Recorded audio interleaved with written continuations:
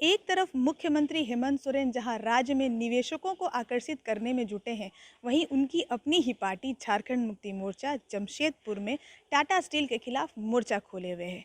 Tata steel जो सालों से यहां पर है, जो राज्य की औद्योगिक राजधानी जमशेदपुर में है और लाखों लोगों को रोजगार दिए हुए है, उसके खिलाफ मोर्चा खोले हुए है। पिछले दिनों ही झारखंड मुक्ति मोर्चा ने टाटा स्टील के मेन गेट को जाम कर दिया था और अब आने वाले दिनों में 13 दिसंबर को माझी परगना महाल जो आदिवासी समुदाय से जुड़ा संगठन है, वह गेट जाम करने जा रहा है और इसको झारखंड मुक्ति मोर्चा का संगठन का समर्थन प्राप्त है। लेकिन कांग्रेस के ही राकेश्वर पांडे जो राष्ट्रीय स्तर के नेता हैं, उन्होंने चिट्ठी लिखी हेमंत सोरेन को और ताकीद कर दी है, चेतावनी दे दी है कि इस तरह के कार्यों से राज्य में माहौल खराब होगा और बाहरी निवेशक भी नहीं आएंगे। तो देखिए ये खास रिपोर्ट कि किस तरह से आने वाले दिनों में जमशेदपुर का राजनीतिक पारा गर्म होने जा रहा है। ज्यादा दिन नहीं हुए जब बीते 17 नवंबर को झामुमो के रोजगार अप्रेंटिस से बाहर लोगों की भर्ती समेत स्थानीय लोगों के रोजगार के मुद्दे को लेकर टाटा स्टील और टाटा ग्रुप के अन्य कंपनियों के गेट को दिन भर जाम कर दिया था। उस दौरान अलग शिफ्टों में कार्यरत कर्मचारी अपनी ही कंपनी में बंधक जैसे बन गए थे। हालत सामान्य करने के लिए व्यापक संख्या में पुलिस फोर्स की भी तैनाती करनी पड़ी थी। तब ये सवाल विपक्ष ने उठाया था कि अपनी ही सरकार के शासनकाल में क्यों झामुमो आंदोलन कर रही है। ये अजीब सी विडंबना है।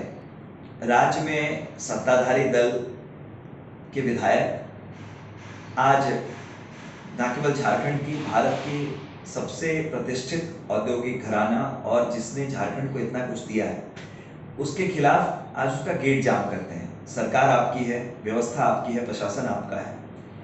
ये समझ के परे है कि आखिर अपनी ही सरकार की व्यवस्था में ये गेट पर इन्हें बैठना क्यों पड़ रहा है। ये सीधे तौर पर जनमुद्दों से ध्यान भटकाने की एक कोशिश है, सुनियोजित कोशिश है जो सत्ताधारी दल के विधायक उनके द्वारा, और कांग्रेस की बात जितनी कम की जाए उतनी बेहतर है। कांग्रेस की नकारात्मक सोच ने ही आज देश को इस जगह पहुंचाया है। अब आदिवासियों के परंपरागत संगठन माझी परगना महाल ने 13 दिसंबर को टाटा स्टील का मेन गेट जाम करने की घोषणा कर दी है। ये प्रेस कॉन्फ्रेंस के मार्फत जो है आज हम ये बताना चाह रहे हैं कि 13 तारीख को जो है हमारा स्वशासन व्यवस्था के लोग, ये 5वीं अनुसूची में जो है 13 तारीख को जो है टाटा कंपनी 110-15 साल हो गए हैं और 10-15 साल में जो है आज आदिवासी का दशा और दिशा हम देख रहा है कि टाटा कंपनी हमको जो है अपंग बना के रख दिया है, चाहे शिक्षा में हो, चाहे हेल्थ में हो, चाहे नौकरी और चाकरी में हो।